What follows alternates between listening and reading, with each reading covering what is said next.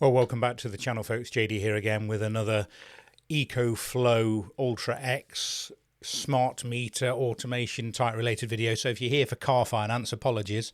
I've kind of digressed a little bit at the moment. I've got into fitting solar onto my garden room roof, and I'm documenting the process and the things that I learned. So I hope you might find it still useful and interesting.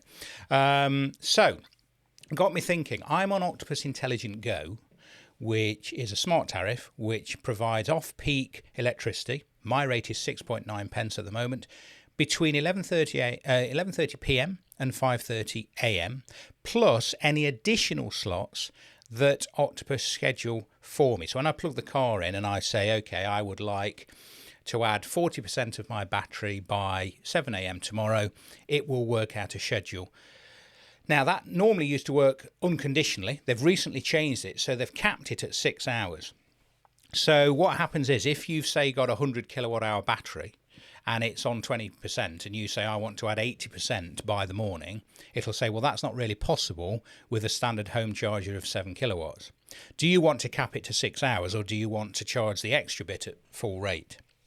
But the nice thing about this is that regardless of the time, the house, so in our case charging the battery, will always get that cheap rate. So it gets it between 11:30 at night and 5:30 in the morning, plus any other slots. And it got me thinking, can I automate my battery to charge whenever there is a cheap slot? So not just using kind of a schedule on the app, but actually looking at when the Octopus trigger says, oh, you've got off-peak energy now, charge the battery. Now, you might not want to always do that if it's blazing sunshine, as we are at the moment, but maybe in the winter when there's no sun, we want to get as much cheap electricity into our battery for use later on as we can. So what I did originally, if we just nip into the EcoFlow app, so let me just turn this on a second. So if I go to operating mode and I go to custom lot, you see we've got this. It says charging via grid and solar. So I could have said, okay, between 11:30 at night and 5:30 in the morning, I want to always charge my battery.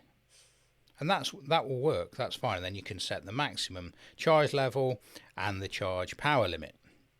And that's kind of what I was doing. But the problem with that is it doesn't allow for any ad hoc sessions that we might get through the day. So I turned to Home Assistant, and I was trying a couple of different ways. The first idea I had was to use the Octopus Bottle Cap Dave integration to say, okay, you've now got an off-peak session. And then I thought, well, why don't we just change the operating mode? So if we have the charging mode in the custom mode that I just showed you, if we had that to always charge between midnight and midnight, but we only trigger that mode when we get an off-peak session, that would work.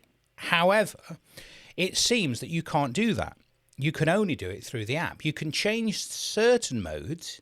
You know, you can go from intelligent to something else, or AI mode, as Home Assistant calls it, but it seems that you can't choose custom mode. So I had to think of another way, and I looked around some forums, some brilliant information out there, and they said, well, no, you don't need to do that. All you need to do to kick a charge at any time is change the backup reserve level. So normally, if we again look at the app, I've got my, where is it? I've got my backup reserve on 13% and my self-powered mode on 82%. You add the two together, 95%, which is what my maximum charge limit is set to. But if you set it such that your backup level is higher than your state of charge, it will force a charge immediately. The only thing you can't do, it seems, you can't change the charge speed. So it'll always charge at 1200 watts, but that's fine. So how have I done that in Home Assistant? Well, there's a few things I've added on to this as well, because I got a bit carried away last night, and there's all sorts of things you can do. But I'll go through the basics, then I'll talk about an additional bit I've put in as well. So my automation is triggered by two things. So firstly, we need to make sure the car is actually charging, because even if a schedule is given, it is my understanding, and I may be wrong, if Octopus gives us a half an hour free, cheaper charging slots throughout the day, it will only qualify if the actual car is charging. So what I've done is here, I've used my Zappi charger entity and the status. So when the status changes from paused, so that's basically car's plugged in but it's not doing anything, to EV charging for at least 30 seconds, and also when the off-peak trigger, so that's the off-peak trigger within the Octopus integration, changes from off to on, we're good to go. So then what happens? So basically what we're going to do is we're going to set the backup reserve level at that point to say 90 or 94, just under the maximum level we want. And that's going to do that until it receives a trigger to say the session has ended. So I've got another trigger here, look, that says stop charge. So that's basically exactly the same thing. So this time when the Zappi changes from charging to paused for 30 seconds, might not need that one, but just in case. And then when the off-peak sensor goes from on to off. And then all we're going to do, look, is set the value for the backup reserve level to what it was originally. So if I open this up, we've got my device, Stream Ultra X, in my office, set value for the backup reserve level. So these are the various things you can get at in the Ultra X integration. Thanks to Luke Smith, by the way, for writing this. Brilliant integration. I've used it loads. We're going to set it back to 13. And that's the basics of it. So throughout the day, all of a sudden you've plugged in your car, you've got cheat rate at 2:30. When that happens, let's charge. Now, we might not want that to happen in the summer, because why pay for it at 6p when we've got free solar? So you might only want to run this certain times of the year. You could put an if statement in to say, is it between September and February or whatever? Or you could do something else. So if I go into the original trigger again, what I've also done, look, it sends a notification, by the way. So that basically just sends a notification to my phone that says cheap rate car charging. But then I've put this condition in, look, because I suddenly thought to myself, well, let's say tomorrow is going to be overcast. So we're not going to have as much potential for solar. We might, in that case, want to charge the battery to 90%, 94%, whatever, just under the maximum state to charge. But what happens if the forecast says it's going to be really hot tomorrow? Why bother charging it fully overnight and paying, admittedly only 6.9 pence per unit, if we're going to be able to top it up throughout the day with solar? So I was just playing with this. I've got this little integration called Solar Forecast, I think it's called. So what I've done, look, I've said, okay, if the solar production estimated forecast for tomorrow, now in my case, I've only got currently 2 solar panels. And at the moment, on a really hot day, I've been pulling about 4 kilowatt hours. So I've basically said, if the production tomorrow is going to be above 4, with 2 panels, you might want to lower that to say 2 or 3, but this will work better when I've got my 4 solar panels going. So if the production tomorrow, it forecasts is to be above 4 kilowatt hours, we're going to set a number value, and that number value is triggering, the backup reserve level, and we're going to set it to 70. That might be too high.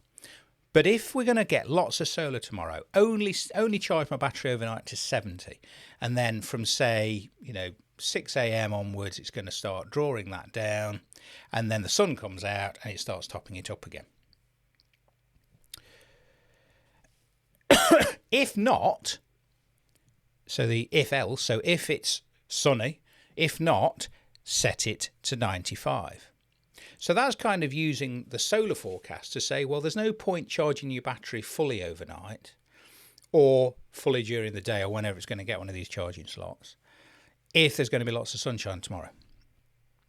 Then it sends a notification, and then it waits for, now I read that it could get into a bit of a loop because it could be going to 95, drop into 94, trying to do to 95, go to 94. So we need to put in this wait command. So it's going to do that until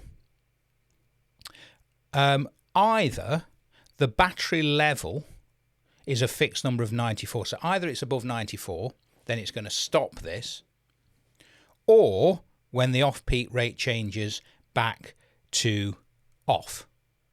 Okay, so either, well, it's got to 94 now, it's maximum, stop charging, or the off-peak sensor changes from off to on. Now that will always happen at 5:30 a.m. because that's our standard amount, or it will happen when one of our fixed other schedules has changed from on to off.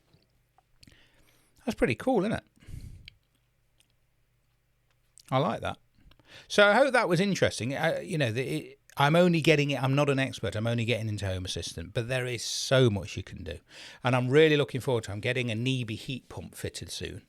So I'm going to look at integrating things like that with Home Assistant as well. So maybe when we get a lot of solar, do we turn the hot water on? We've got excess solar. Do we, in this case, we've got a half an hour cheaper slot in the afternoon. Let's turn the hot water on, ready for bath time. I think that was reasonable.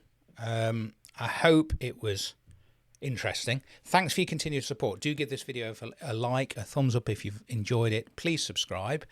My channel stagnated for about 2 years and I was sitting around 5,900 subscribers. I'm nearly at 6,000. So please give me a subscription. And until next time, thanks so much for watching. Take care.